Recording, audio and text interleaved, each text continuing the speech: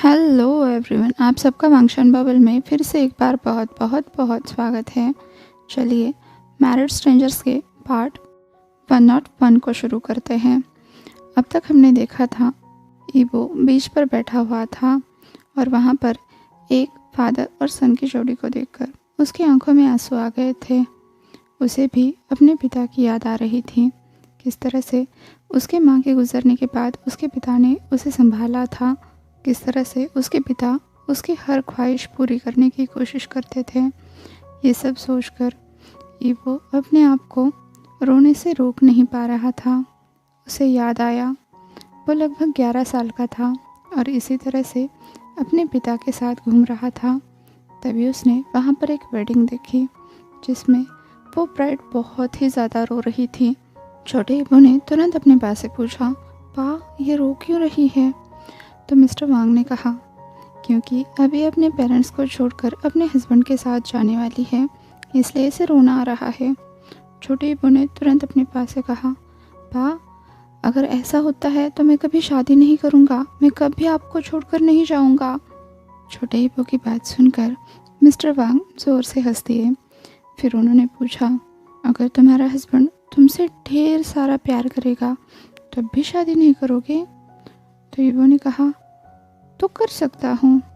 तभी उसने पूछा, मैं तो लड़का हूँ तो मेरा हस्बैंड कैसे हो सकता है? तो मिस्टर वांग ने फिर से एक बार हंसते हुए कहा, छोटे ईवो को भी ज़रूर अपना वाला हस्बैंड मिलेगा और वो भी अपने हस्बैंड के साथ ऐसे ही चलकर जाएगा शादी करने के लिए। ईवो को अब अपने पा के कुछ शब्द याद आ रहे थे। एक दिन तुम्हारी शादी ज़रूर होगी और तुम्हें ऐसा हस्बैंड मिलेगा जो तुमसे ढेर सारा प्यार करता हो और मैं खुद तुम्हें तुम्हारे दूल्हे के पास लेकर जाऊंगा। ये सब बात याद आते ही ईवो को याद आने लगा पिछले 4 साल में उसके साथ क्या कुछ नहीं हुआ।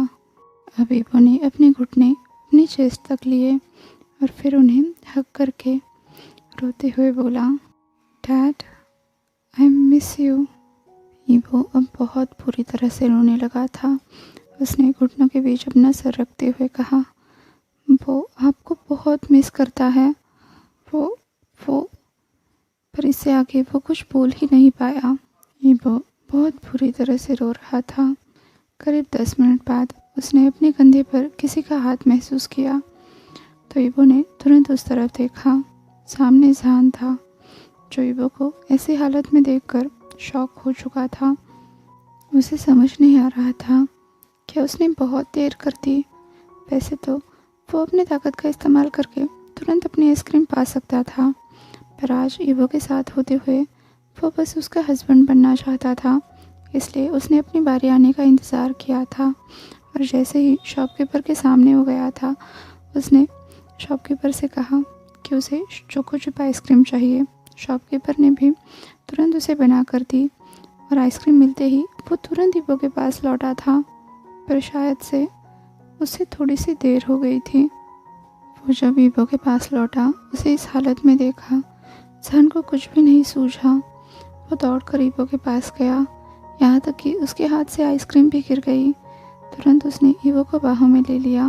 वैसे तो जहान ये जानने के लिए मरा जा रहा था कि ईवो को क्या हुआ है, उसे कौन सी तकलीफ़ है, पर उसे पता था ईवो इतनी आसानी से तो कुछ नहीं बताएगा। तो उसने बस ईवो के पीठ को सहलाना शुरू किया, पर ईवो शांत होने की बजाय और भी ज़ोर ज़ोर से सिसकियाँ लेते हुए रोने लगा। जहान ने कुछ देर बाद बड़ी मुश्किल से पूछा, स्वीटी क्या हुआ? पर ईवो का रोना रुकने का नाम नहीं ले रहा था। जहान ने उसके पीठ पर सहलाते हुए पूछा, बोबो अपने गोगो को बताओ क्या हुआ, गगा परेशान हो रहे हैं। इस पर ईवो बस इतना ही बोल पाया, डैड। जहान समझ गया ईवो अपने फादर को मिस कर रहा है। अब उसने ईवो के सर पर सहलाते हुए कहा, शांत हो जाओ बोबो, मैं जानता हूँ तुम अपने फादर को बहुत मिस कर रहे हो, मैं भी उन्हें बहुत मिस करता हूँ। ईवो जहान के बाहों में था। जहान ने उस पर अपनी पकड़ कसते हुए कहा, मैं तुम्हें कभी नहीं छोड़कर जाऊँगा लव, मैं हमेशा तुम्हारे लिए रहूँगा, मैंने तुम्हारे पिता से वादा किया है और तुम्हारे पास से किया हुआ ये वादा मैं मरते दम तक नहीं भूलूंगा। ईवो अब तक थोड़ा सा शांत हो चुका था, पर जब उसने सुना कि उसके हस्बैंड ने उसके पिता से वादा किया है, उसके दिल में कहीं एक कसक सी उठी। वो बुदबुदाया, क्या क्या आपने इस वादे के कारण मुझसे शादी की? ईवो का चेहरा जहान की चेस्ट में छुपा हुआ था, पर फिर भी जहान उसकी बातें समझ गया था और वो बहुत बुरी तरह से शॉक्ड हो चुका था। उसने तुरंत कहा, नहीं लव। तो ईवो ने जहान की तरफ देखते हुए पूछा, फिर क्यों? अब जहान ने भी चौंक कर ईवो की तरफ देखकर पूछा, क्यों मतलब? तो ईवो ने पूछा, अगर पान नहीं तो फिर क्यों क्यों शादी की मुझसे? अब जाकर जहान ईवो का सवाल समझा। जहान ने तुरंत अपने दोनों हाथ ईवो के दोनों गालों पर रखते हुए कहा, मैंने शादी की क्योंकि मैं तुमसे प्यार करता हूँ ईवो। तुरंत उसने ईवो के माथे पर किस किया। जहान की बातों से ईवो के दिल में उसकी वार्मथ वापस लौट आई। उसने पूछा, आप मुझसे प्यार करते थे? अब जहान ने नोट करते हुए ईवो के गालों पर अपने हाथ से सहलाते हुए कहा, हाँ ईवो, हाँ ईवो, हमारी शादी होने से पहले ही मैं तुमसे प्यार करने लगा था। उसने ईवो को पूरी तरह से अपने बाहों में ले लिया और कहा, मैं जानता हूँ हमारी शादी जिस परिस्थिति में हुई तुम्हारा इस पर भरोसा करना मुश्किल है, पर यकीन करो बेबी, जानगा तुमसे बहुत पहले से प्यार करते हैं, अब भी बहुत प्यार करते हैं और आखिरी सांस तक करते रहेंगे। ईवो चौंक गया था। उसने सोचा भी नहीं था कि जहान ऐसा कुछ कहेगा। वो अपनी ही धुन में बुदबुदाया, तो ये शादी आपके लिए बर्डन नहीं थी? जहान ने चौंक कर पूछा, बर्डन? तुम कभी भी मेरे लिए बर्डन नहीं थे लव, जहान ने कहा। ईवो ने तुरंत जहान की तरफ देखा, उससे नजरें मिलाते हुए पूछा, क्या मैं आपसे एक और सवाल पूछ सकता हूँ? तो जहान ने कहा, हाँ, तुम मुझसे कुछ भी पूछ सकते हो। तो तभी वो बहुत सारी हिम्मत जुटाने के बाद बोला, ये शादी आपके लिए क्या मायने रखती है? वो सच में ये बात जानना चाहता था। इस तरफ जहान ने उसकी बात सुनकर मुस्कुराकर जवाब दिया, मेरे लिए इस शादी का मतलब ये है कि मुझे अपना जीवन साथी मिल गया है। तुम मेरी ज़िंदगी के सनशाइन हो। जिस दिन से तुम मेरी ज़िंदगी में आए हो, मेरे दिल ने धड़कना सीखा है। मेरी ज़िंदगी रोशनी से भर गई है। तुम मेरे लिए सब कुछ हो स्वीटी। यहाँ तक कि जब तुम मेरे पास नहीं थे, तब भी मैं बस तुम्हें खुश देखना चाहता था, और इसके लिए मुझे ज़िंदगी भर तुमसे दूर रहना पड़ता, तब भी मैं इस चीज़ के लिए बिल्कुल तैयार था। ईवो को इस बात की बिल्कुल उम्मीद नहीं थी। उसने पूछा, पर फिर कभी आप मेरे सामने क्यों नहीं आए? तो जहान ने कहा, तुम्ही ने तो कहा था ना कि तुम मुझसे कभी मिलना नहीं चाहते। तुरंत ईवो की आंखों के सामने उनके शादी वाला दिन आ गया। उसने कहा, और आप मान गए?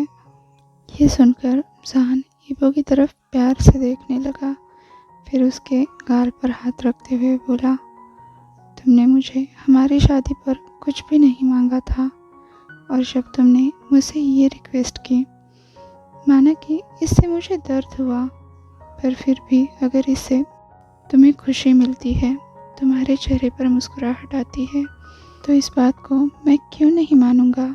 मैं क्यों तुमसे दूर नहीं रहूँगा?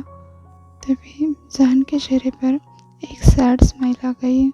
उसने कहा, और मैं नहीं चाहता था कि तुम मुझसे और नफरत करो। वो तुरंत जहान से दूर हुआ और फिर जहान की तरफ देखते हुए बोला, मैंने कभी आपसे नफरत नहीं की गगा। जहान चौंक गया। उसने पूछा, फिर तुमने ऐसी रिक्वेस्ट क्यों की?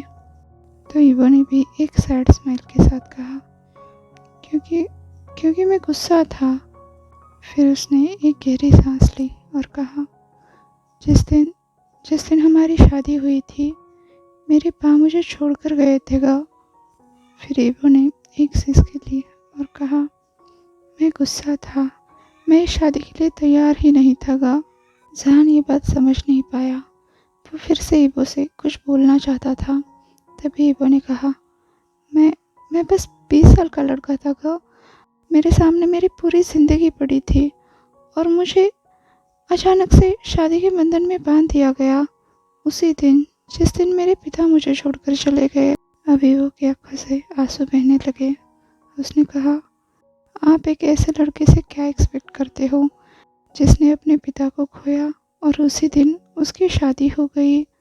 उसके इमोशंस का क्या? उसे कितना कन्फ्यूजन हुआ होगा कि उसे दुखी होना चाहिए या फिर खुश। जान को ईबो की तरफ से ऐसे बातों की उम्मीद नहीं थी। उसने कहा, पोपो प्लीज़ लव।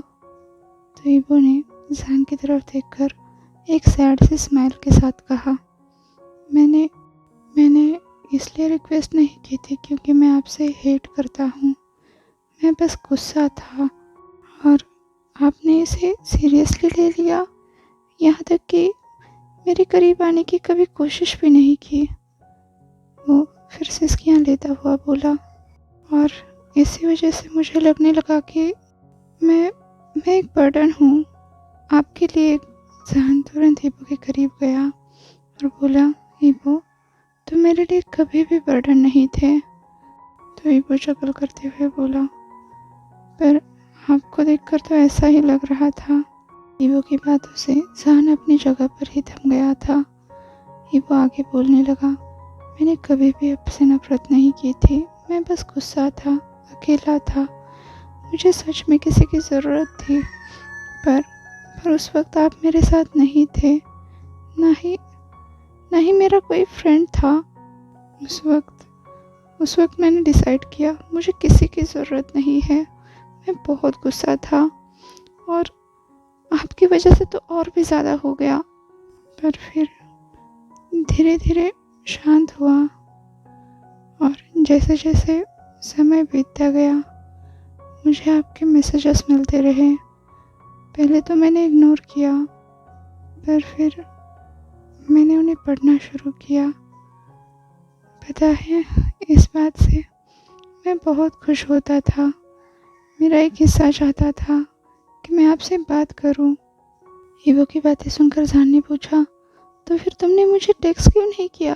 तुमने मुझे जवाब क्यों नहीं दिया? ईबो ने कहा, क्योंकि मैं आसानी से लोगों के बीच में नहीं घुलता मिलता। मैं एक एक्टर हूँ, पर मैं अकेला रहता था। मेरा नेचर हमेशा कोल्ड था। मेरा कोई दोस्त भी नहीं था। मेरे नेचर की वजह से लोग कभी मेरे साथ नहीं रहे। मैं हमेशा अकेला ही रहा। ये बातें बोलते बोलते ईबो की आवाज़ रुक गई थी।